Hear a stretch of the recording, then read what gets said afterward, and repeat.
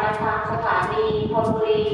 ผู้โดยสารที่มีตั๋วผู้โดยสารไปกับขบวนรถเที่ยวนี้จัดเตรียมสิ่งของและสัมภาระของท่านรอรับผู้โดยสารได้บริเวณชั้นที่2ค่ะ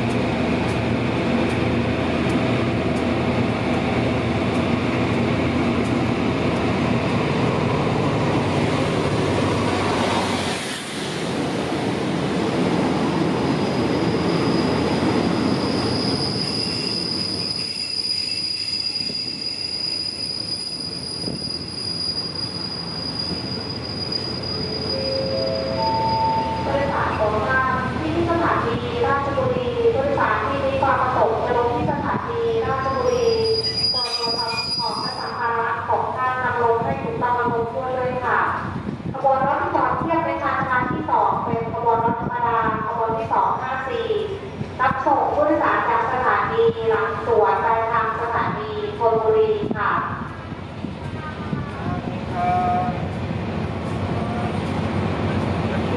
ใหม่ๆแล้วน้องครับน้องใหม่ครับน้องครับครับกำลังขบวนรถธรรมดาขบวนที่254ออกจากสถานีราชบุรีไปแล้วในรับส่งผู้โดยสารที่สถานีบ้านกล้วยสถานีเจษฎาและสถานีพลพานามเป็นสถานีต่อไปค่ะ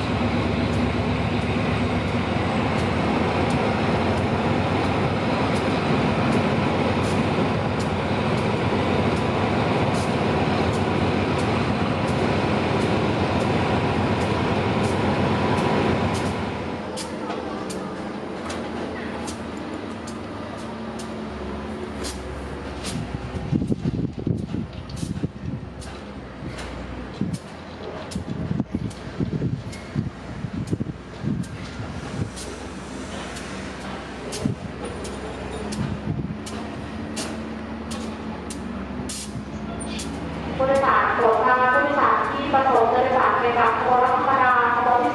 251รับส่งผู้โดยสารจากสถานีธนบุรีไปทางสถานีประจวบคีรีขันธ์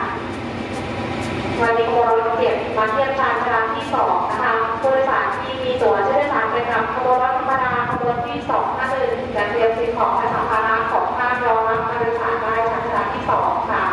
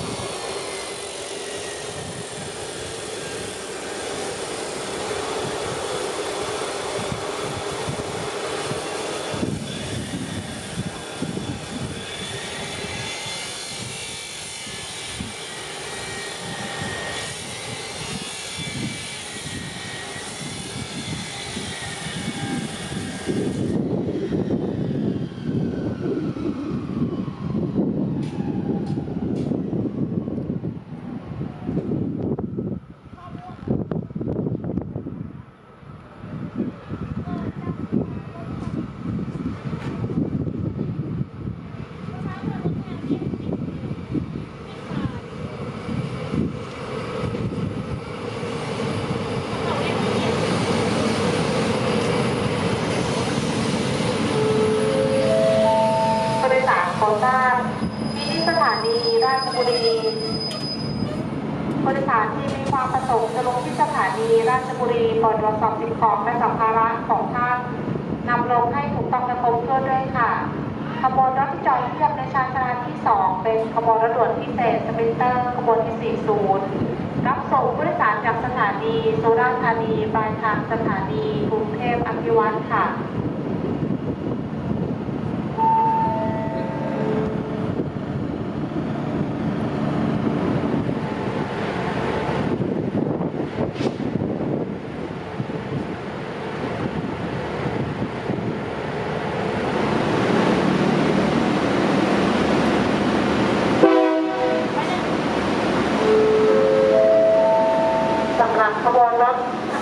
สำหรับขบวนรถด่วนพิเศษสปรินเตอร์ขบวนที่ 40 ออกจากสถานีราชบุรีไปแล้วรับส่งผู้โดยสารที่สถานีบ้านโป่งและสถานีนครปฐมเป็นสถานีต่อไปค่ะ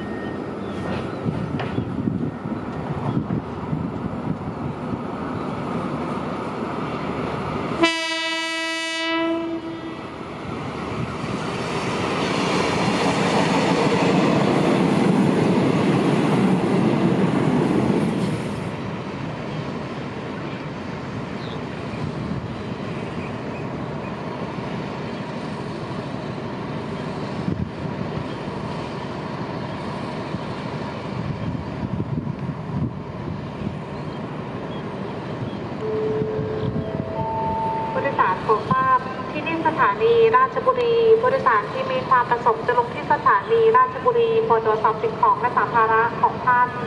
นำลงให้ถูกต้องและครบถ้วนด้วยค่ะขบวนรถที่จอดเทียบในชานชาลาที่ 2เป็นขบวนรถธรรมดาขบวนที่262รับส่งผู้โดยสารจากสถานีสวนสนปฏิพัฒน์ปลายทางสถานีกรุงเทพค่ะ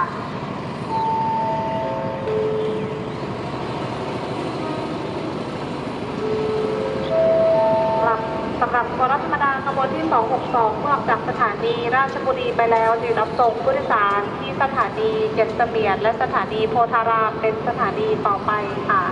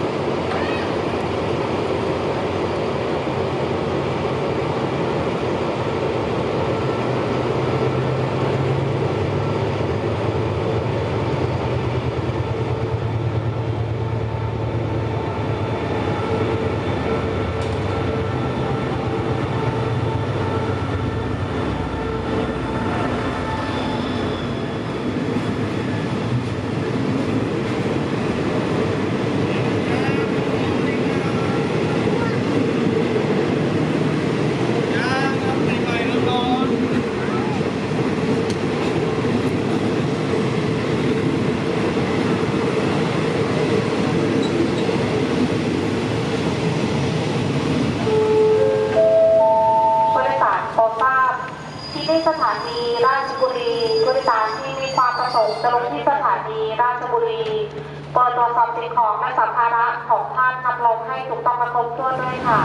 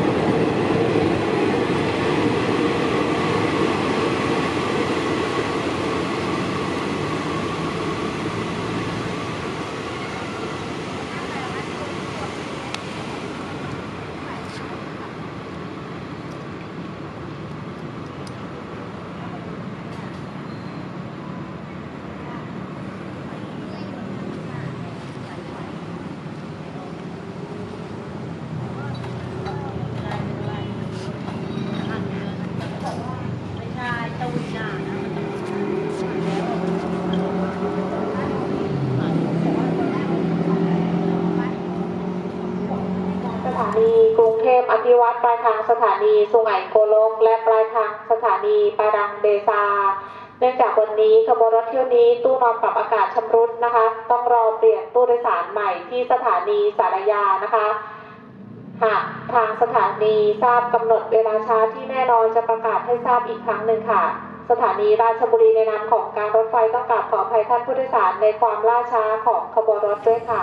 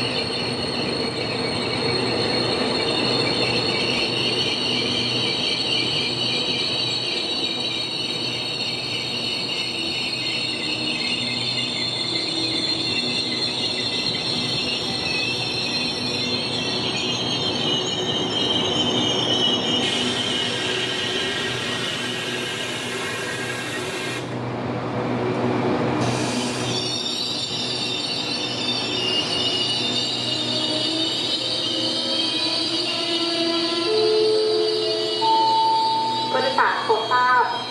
ที่สถานีราชบุรีขบวนรถที่จอดเทียบในชานชาลาที่ 3เป็นขบวนรถด่วนพิเศษทักษิณารัฐขบวนที่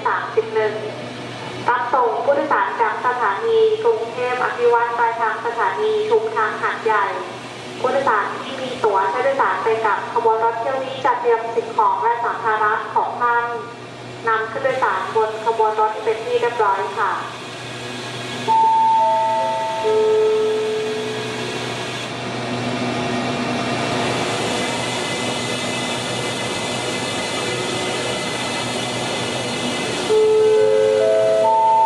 สำหรับขบวนรถด่วนพิเศษทักษิณารัฐขบวนที่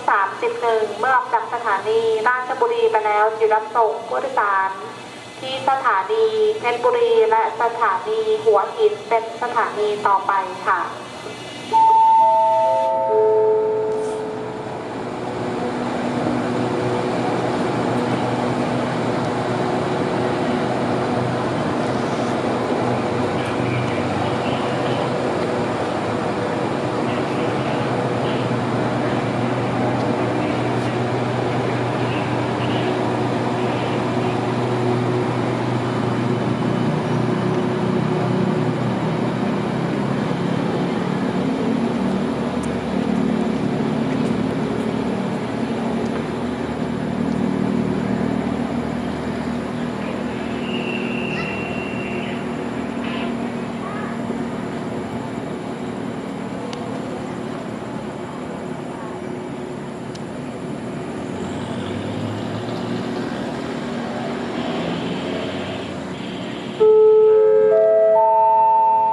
ผู้โดยสารโปรดทราบผู้โดยสารที่มีความประสงค์จะโดยสารไปกับขบวนรถด่วนพิเศษขบวนที่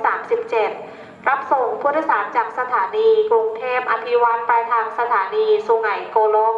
และขบวนรถด่วนพิเศษขบวนที่ 45รับส่งผู้โดยสารจากสถานีกรุงเทพอภิวัตรปลายทางสถานีปาดังเบซาซึ่งขบวนรถทั้งสองขบวนจะพ่วงรวมกันมานะคะวันนี้ขบวนรถทั้ง2ขบวนจะถึงสถานีราชบุรีเวลาประมาณ 19:50 นาทีค่ะ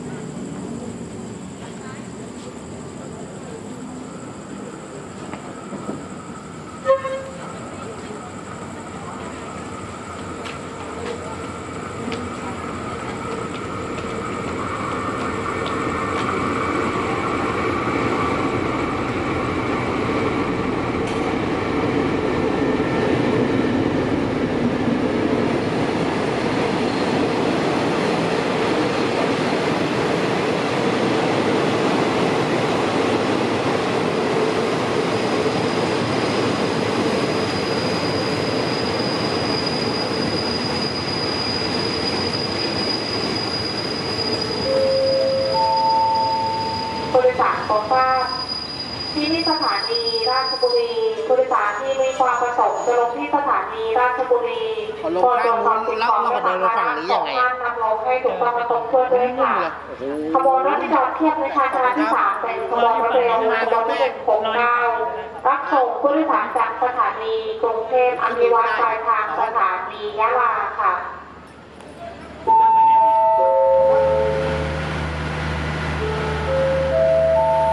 สำหรับขบวนรถเร็วขบวนที่ 169 เมื่อออกจากสถานีราชบุรีไปแล้วหยุดรับส่งผู้โดยสาร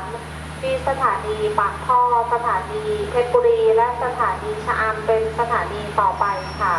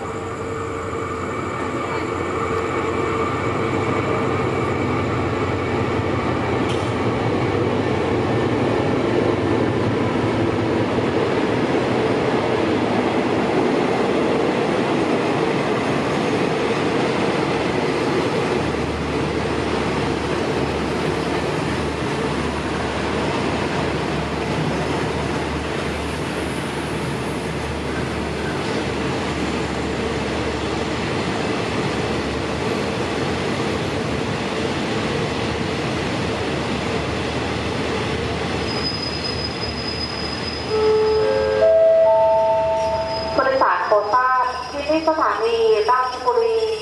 บริษัทที่มีความประสงค์จะลงที่สถานีราชบุรีบนตรวจสอบสิ่งของและสัมภาระของท่านนำลงให้ถูกต้องและครบถ้วนด้วยค่ะขบวนรถที่จอดเทียบในชานชาลาที่ 3 เป็นขบวนรถด่วนพิเศษขบวนที่